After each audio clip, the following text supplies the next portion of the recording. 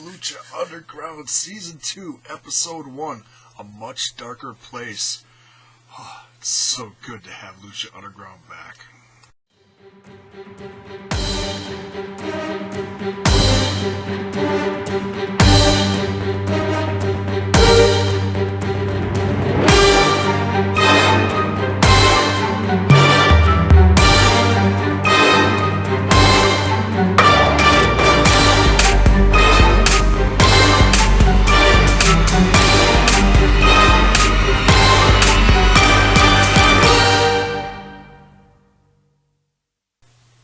Back, everyone. This is Jason, aka J-Bone of the Ramblin' About Wrestling podcast, right here to bring you, like I said, it's back, baby. Lucha Underground Season 2. Oh, it's upon us, and this first episode was so good. Oh my God, let's dive right into it.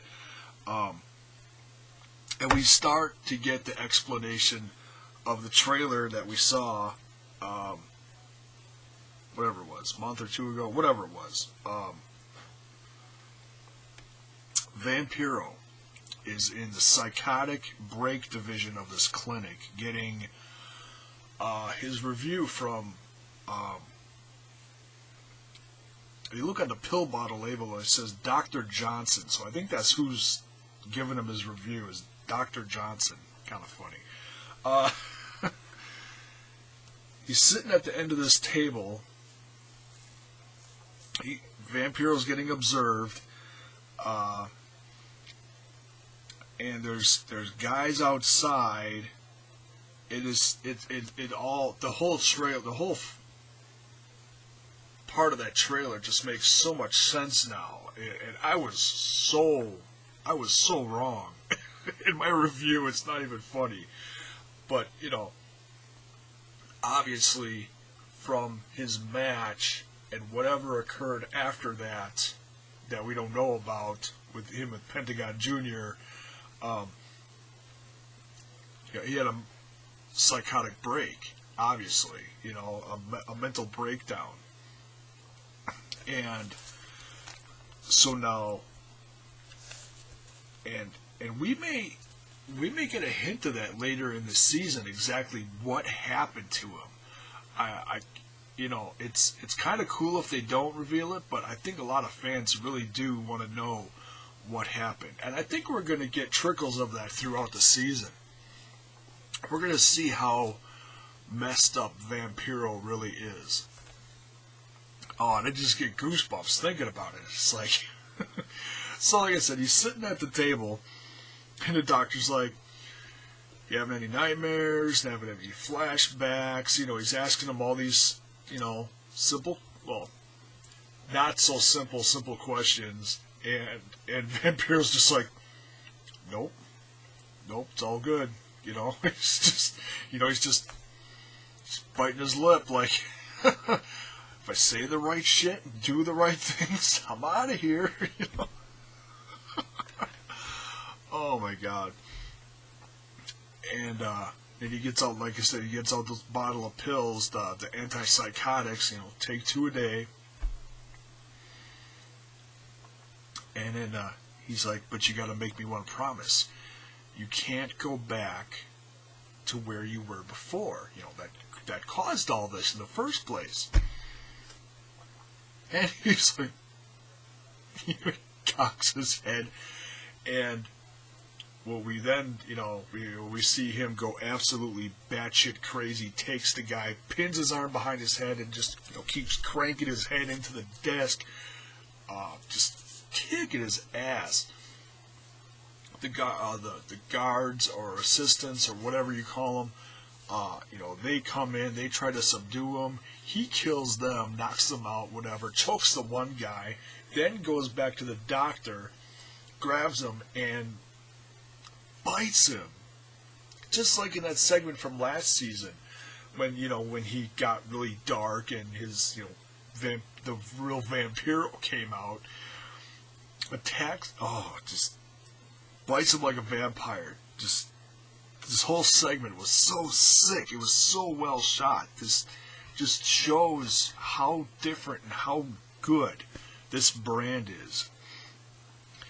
And then all of a sudden, boom, that dream, whatever, daymare, whatever you call it, ends, and he's like, he's all good. He's like, yep, got it. And just to get out of there. Is there someone that can pick you up? And then it goes into the match. We see Matt Stryker in the car. Now it's a little odd that this car is just parked and covered in the middle of the desert, or what it looks like the middle of the desert, but it's obviously just outside of the place. We guess, maybe, I don't know. But overall, the cinematography of the whole segment was just incredible. He gives Matt Stryker a hug, gets in the car. He's like, "Do I still have a job?" He's like, "Yeah, we've been invited back to the temple, but it's just like the title of the episode. It's a very dark place." And so Matt thinks he's better, but obviously we know that Vampiro's really not better.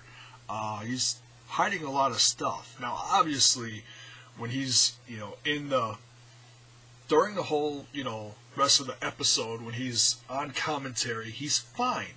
Until one segment later, and I'm skipping forward just a little bit, when, a little bit towards the end of the episode, and I'll backtrack and talk about the rest of it, that part where Pentagon Jr. appears and attacks Mil Muertes. And they they show Vampiro's reaction to this. And it's like he's seen a friggin' ghost. It's like, you could tell something went off in his head. He's just like, oh my God. Oh man, it's great. So you gotta wonder, okay, now he's back in the temple, he's seen Pentagon Jr. Where is this gonna go? Okay, so we're gonna rewind now. After the whole psychotic break division segment, they take off in the badass car, and I'm not a car guy, but this car looks badass, just like I said in the trailer review. Then we get to Phoenix going into the office. Now, Katrina, they hinted at this on social media a couple months ago. They showed a picture of the office door, and it says Katrina, proprietor on it, as in she's running the show now, well, along with Mil Muertes, who is now champ. She's running the temple, and she sets up a match with King Cuerno. Well, first Phoenix is like, I want Mil Muertes, and she's like, well, as you know, you have to wait a week, but you may not even get the chance because you're going to have a match for the Gift of the Gods championship with King Cuerno. Sets up the match, and it goes right into the match, and it's so great to see Melissa Santos. She's looks great, sounds great, she's a great ring announcer. She really, she's just a great part of this brand. You know what I mean? She is to Lucha Underground what I think like Justin Roberts was to WWE. That voice, that signature announcing voice. So we get into the match, and this match was a great match to kick off the season. It was slow paced in some parts, but most of it was pretty fast paced. These two going toe to toe, and I think they said something to the effect of, "This is the first time these two have faced each other," and obviously Phoenix was not ready for this, because Cuerno whooped his ass and took the championship in the first episode. Like Stryker said, what 10 minutes into the season, and boom, we have a title change. That's crazy. For a season premiere. He got him. Cuerno got Phoenix with his like a modified driver, kind of like a modified tombstone, sort of. So King Cuerno, right off the bat, new champion, new Gift of the Gods champion. Crazy. Then we see the former Trios champions arrive, Ivelisse, Angelico, and Son of Havoc. So great to see them back, especially Ivelisse. She's healthy. She had a hell of a season last year. Really proved herself as, someone who does not give up. I mean, most people when they get injured, boom, they're gone for weeks, days, weeks, months, depending on what it is. She stuck it out and was out there nonstop, kicking ass, doing whatever she could do. She obviously wasn't 100%, but she had the cast on that she was out there doing her part, in those matches, hitting with the crutches and whatever. She's 100% now. She looked great. All three of them looked great. It's so awesome to see this group back together. Until you realize that, they're in the excuse me, in the back with Katrina. Katrina's like,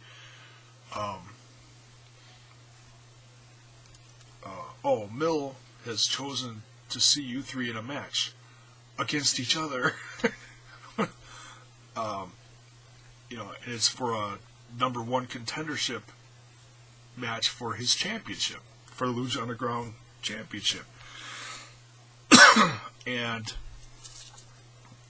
they're like, it took them all season to get on the same page, and now they're playing my games, trying to, wreck them.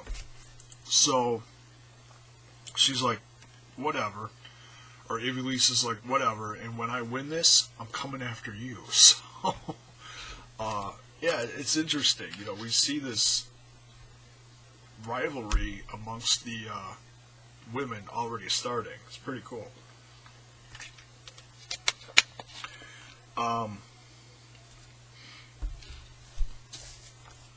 And then before the match, we see this quick segment where Katrina is in the back with King Cuerno, and he's got his championship. He's about to, boogie. He's about to leave or whatever.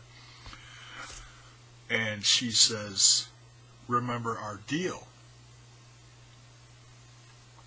And he says, you and Bill have nothing to worry about. So obviously King Cuerno is in cahoots with,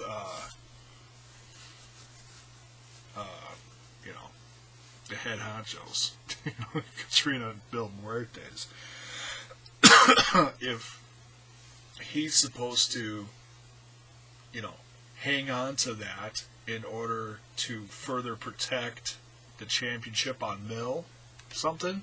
Obviously, we're going to find out in the days and weeks ahead, or episodes ahead, after this. And then they're just talking, and all of a sudden, Katrina disappears. Poof. So they are throwing a little, how do I say this? It's not sci-fi. Like she's got some kind of powers. She's got the stone. The stone controls all the guys. It's kind of like the Force, only Lucha Underground Force, or the dark side of the Force, So that's cool. She just poof, she's gone. And then we had a little segment saying Luchador of the Week was Prince Puma. There's a quick little highlight reel saying, who he is, little breakdown of, whatever. And then back to the match between Ivelisse and Angelico and Son of Havoc. And the two guys obviously underestimated Ivelisse. being 100%, because they did sort of take it easy on her through part of it, but then you see moves like where Angelico did like the running knee, and it just plowed into her face, was just hit her, and it even she reacted later to it when she was, after she won. Oh yeah, by the way, she won. And she's waiting for Mill to come down, and the three of them are still in the ring, and she's like, yeah, they did not. They really kicked their ass, but she got him back, and she ended up winning the match. It was a great, three-way.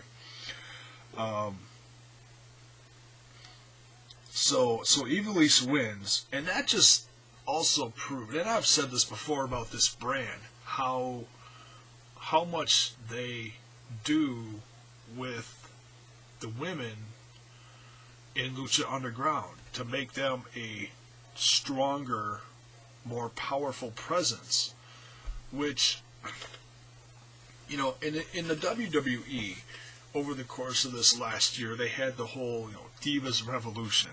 Well, I'll tell you what, you're going to see, and it starts in this episode, you're going to see an even bigger Divas Revolution than you have in WWE. I mean, look, first episode, Ivelisse becomes the new #1 contender and gets a shot at Mil Muertes championship. That's crazy. I mean, it's awesome, but it's crazy that they would do this, Just shows you, how different and how great this brand is. Another example. Then we go to a segment where this car pulls up. These guys are talking. They're lost. And they're like, oh, it's got to be around here somewhere. And then all of a sudden, it's not Melissa Santos. It's Black Lotus. Excuse me. Black Lotus appears, and she's like, what are you looking for? And they're like, well, we're looking for a place that's called the Temple. And she's like, follow me. And so now I'm going to skip ahead to the very end, right here, just so that this all flows and makes sense together. She takes them, or they follow her, or however they got to the temple, which is not really the temple. And we see Dario Cueto again, outside this place, which is not where Lucha Underground is. And they're like, wait, we're looking for the underground fighting. Well, and he's like, $20 each. And so they go in. Oh, before they go in, though, the one guy who's, of the three who's talking, he's a smart ass. He's like, what's up with the chick, or whatever, he says. And Black Lotus, just knocks him out, pretty much. And then Dario Cueto lets him in. He's like, oh, here, you need the key. So he unlocks the door, lets him in. The guy who got his butt kicked says, by the way, who's fighting tonight? For the Fight Club that they went to go see. And he's like, you are. Closes the door behind him, and then you hear like scuffling and stuff. So obviously Cueto's brother, who we still haven't seen yet, we had a glimpse of him last season, right at the end. Obviously he devoured them, killed them, whatever. Little brother Dario Cueto is feeding his need for violence, whatever. So yeah, I can't wait to see this guy. I've heard through the grapevine people talking about it, who this guy is. I'm not going to get into that, but can't wait to see him. So obviously we're not going to see those guys again. Cueto's brother took him out. So now, all right, back to the action. Mil comes down to the ring, and I don't know if if I have to go watch season one highlights again or what, but man, Mil Muertes looks just jacked up, just like bigger than last season, just an absolute monster, and he's got his throne above the one entrance of the temple, and how he's looking down on everyone, and how they've got the lighting on him with the green, and then it reflects off his contacts. He just looks like ridiculously menacing. To me, it ranks right up there with anything Undertaker's done, and he gets that mean, psychotic, nasty look, like he's just gonna kill you. They did this perfectly with Mil Muertes. They shot this; it was just priceless. So then he comes down with his championship, and then Katrina comes out of the office with her stone. So she's got she's holding the power, the stone that controls him, and as she raises it up, and the Disciples of Death come out and take out Angelico and Son of Havoc, and they carry him out. So obviously helping their odds. And while Angelico and Son of Havoc are getting their asses kicked, Mil Muertes and Katrina are holding on to Ivelisse, like making her watch. So, yeah, those trios champions, the Disciples of Death, bad guys they are. And this,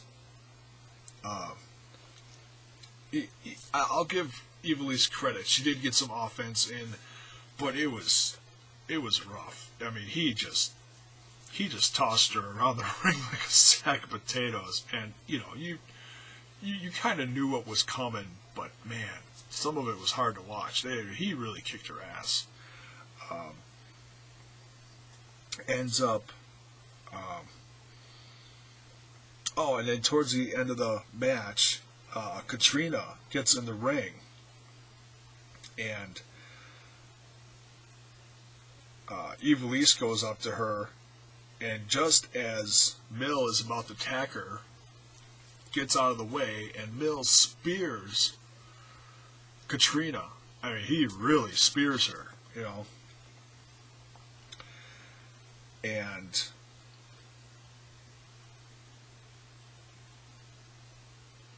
then he ends up, he power slams her, gives her a flatliner, and he wins the match.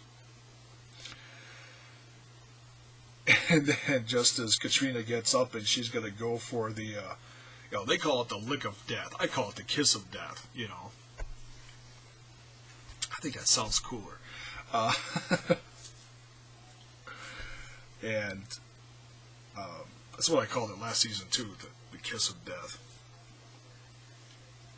So then she changes. She's just about to, she's on top of her, crawling, and she's just about to, lick her. Then all of a sudden, she's like, no, and drops her and says to Mil, get her.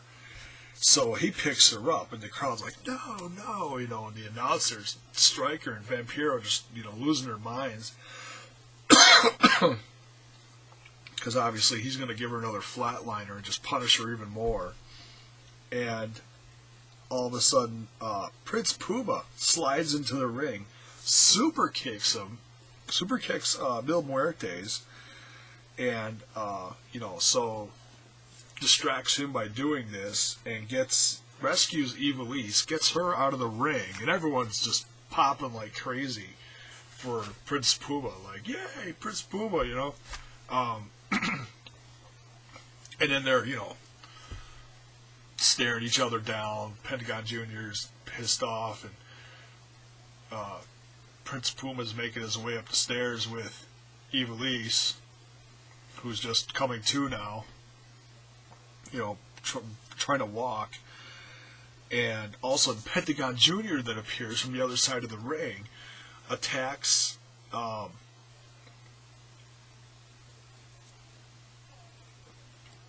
Mil Muertes from behind, and then gives him his arm breaker finisher, and then really puts some damage on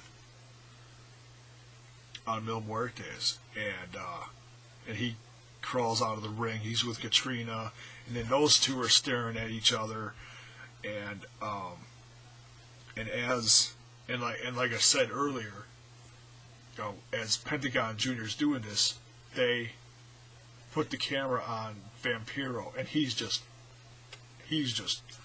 like, he can't believe it. He can't believe Pentagon's back. Obviously, as he's watching this, he's getting flashbacks or whatever.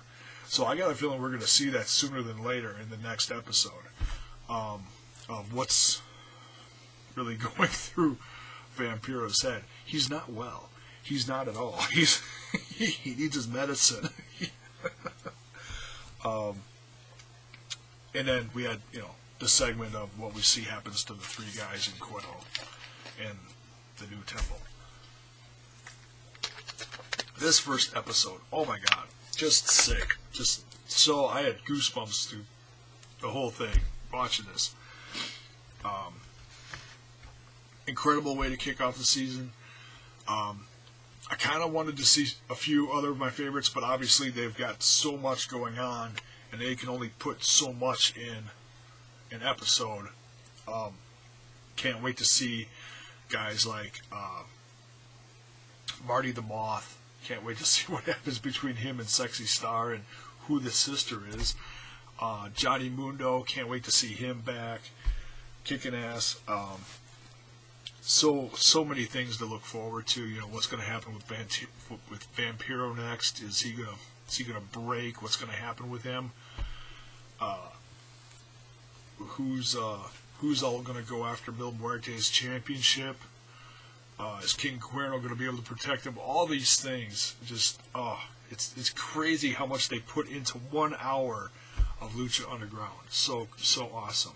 So, put it in the comments below. I really want to hear what you guys thought. Did you love it as much as me? Were you not happy with it? And I haven't heard anybody, who's not excited about this.